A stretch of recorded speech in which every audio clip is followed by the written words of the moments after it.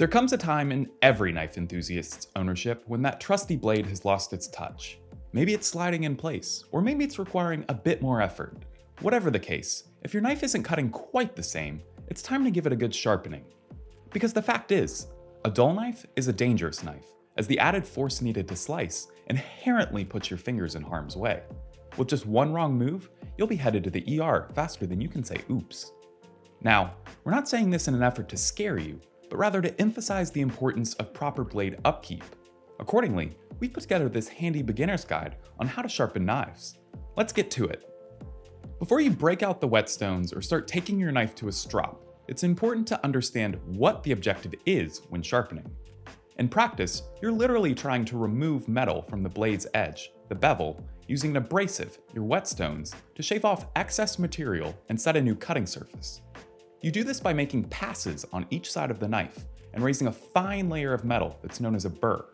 As you alternate sides, you'll continue to fold the burr back and forth, gradually breaking it loose and revealing that fresh new edge.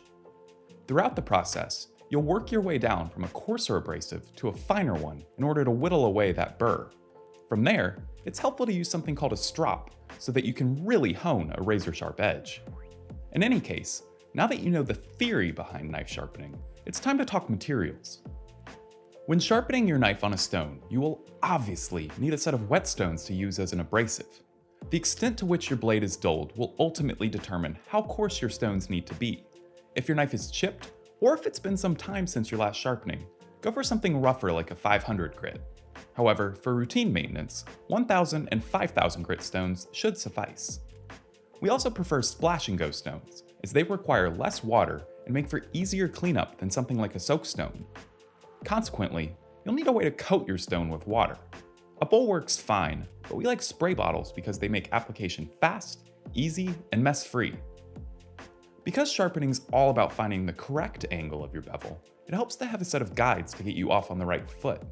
As you gain more practice sharpening and get more comfortable with the process, you'll learn to determine your angle by feel. By the same token, we also suggest blacking out your bevel with a permanent marker. Try as you might, sharpening can be a pretty messy process, so you'll want to keep some paper towels or microfiber cloths handy.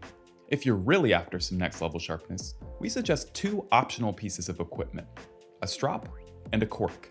It's entirely possible to sharpen a knife from start to finish on a single stone, but the strop helps you hone your edge, and the cork removes any traces of burr that might be left behind. Last, but certainly not least, you'll need, of course, your knife. Be sure to give the blade a good clean before attempting to sharpen. Now, without further ado, let's get started. Begin by applying a layer of permanent marker to each side of the edge's bevel. When you start to make your first few strokes, doing so allows you to get a quick visual cue as to whether or not you're sharpening at the correct angle.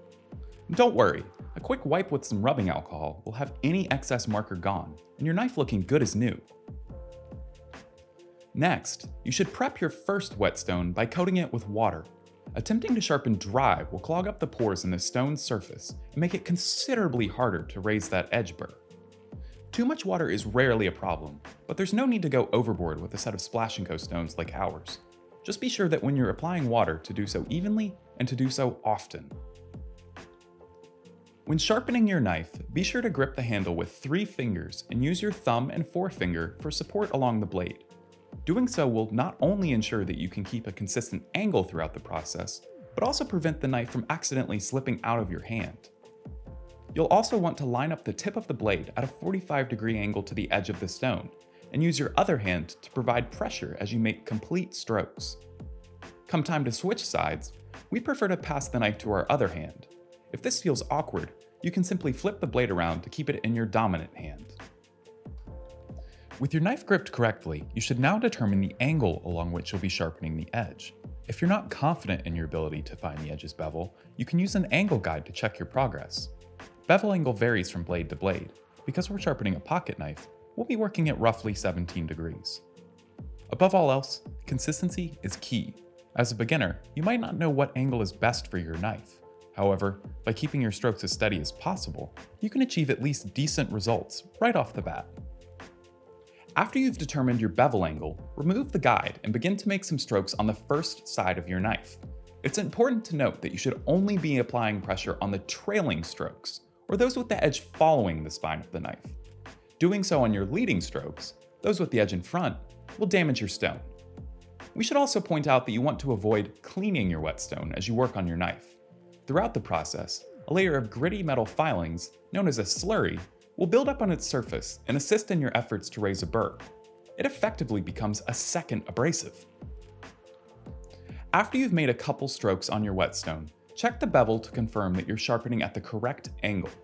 If you're doing it right, you'll only have removed the marker along the bevel. Too low, and you'll have worn away the marker above the knife's edge. Too high, and it'll look spotty and inconsistent from heel to tip. Reapply marker as you see fit, or until you've achieved the desired result. Assuming that you're happy with your sharpening angle, continue performing strokes on the first side of the blade. Make complete passes from heel to tip, working the knife down with one hand while applying even pressure with the other. You want to follow the curve of the blade as much as you can here, so you may need to adjust your arm position and lift the handle once you get up to the tip. Again, the sharpening angle should remain constant throughout the entire pass. Just be sure to exercise a bit of extra care when working at the tip. It's easy to damage. As a general rule of thumb, we suggest starting with anywhere between 5 to 10 full-length passes, though it's really down to how much maintenance your knife requires. In any case, once you've made a couple of passes, check for a burr. You can do so by running the edge of the blade across the top of your thumbnail, feeling for any rough spots or resistance. Before moving on to the other side of the knife, you'll want to have raised a burr along the entirety of the edge. Once you've done so, you can start working it toward the apex on the other side. When you're ready to tackle the other side of the blade, apply some fresh water to your whetstone and pass the knife to your other hand.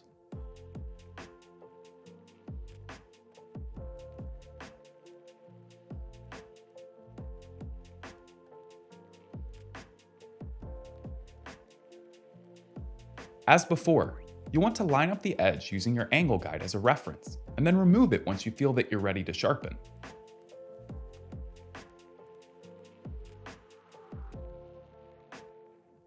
Make a couple of initial strokes.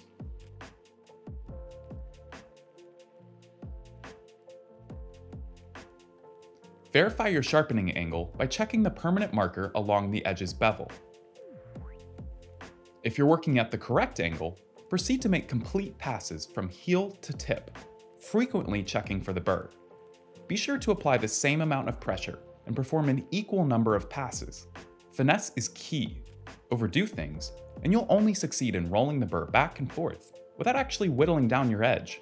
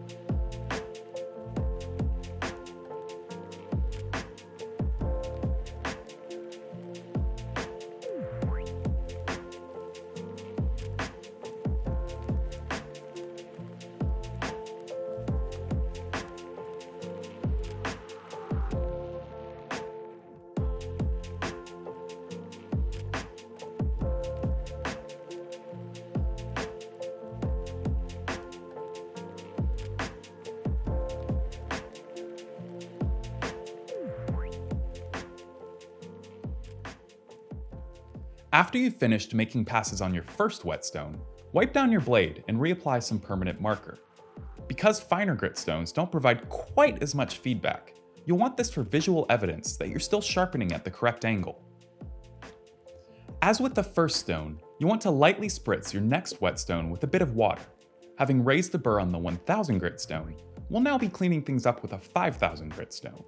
Again, it's more than possible to sharpen start to finish on a single stone, but the finer grit makes things much easier. Now that you've had a chance to make some passes on the knife, you'll probably be able to determine your bevel angle by feel. If not, grab your guide once again and confirm that the blade is properly positioned before proceeding. You want to stay consistent from stone to stone, so it's always a good idea to double check, just in case. Make a couple of strokes on the stone, remembering to only apply pressure on the trailing edge. Once you've made a few strokes, check your newly applied permanent marker to determine if you're hitting the right line.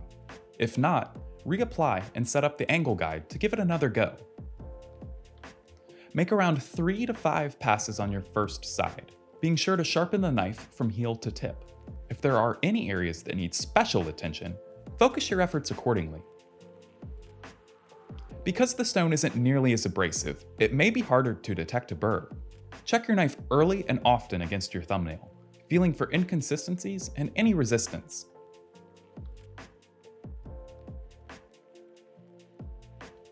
Once you're ready to start on the other side of your knife, spritz some fresh water onto your whetstone and pass the blade to your other hand.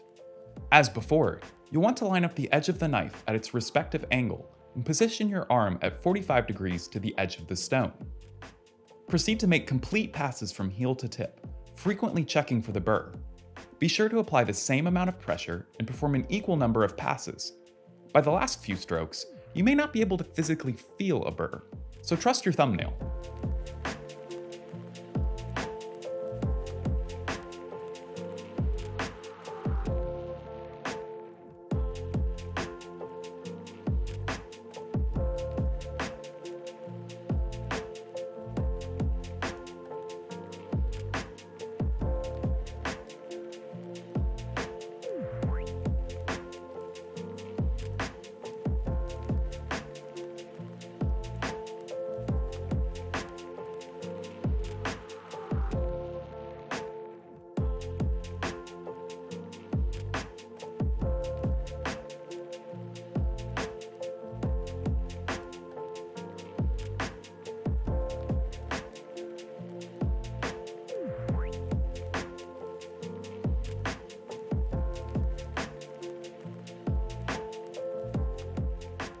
Once you're satisfied with your results, wipe the blade clean and reapply your permanent marker.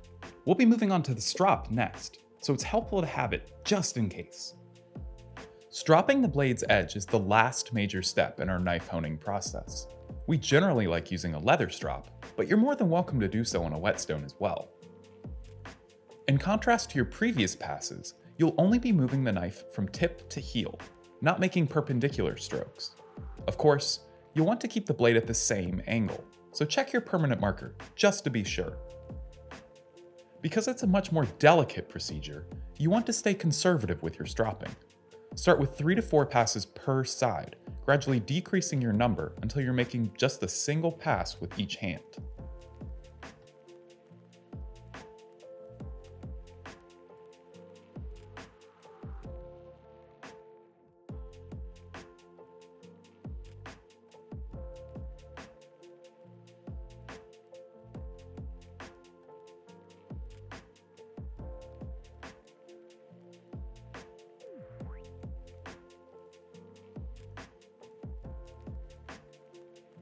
As you continue to fine-tune your bevel, you should only make one pass before switching the knife to the other side.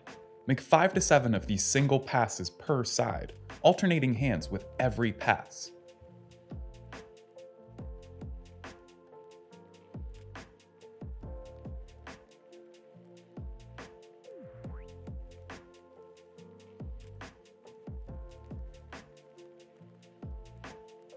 If you're really looking for that razor sharp edge, the last thing that you can do is to clean up your blade with a cork. Simply draw the bevel through the cork and it will remove any last traces of burr.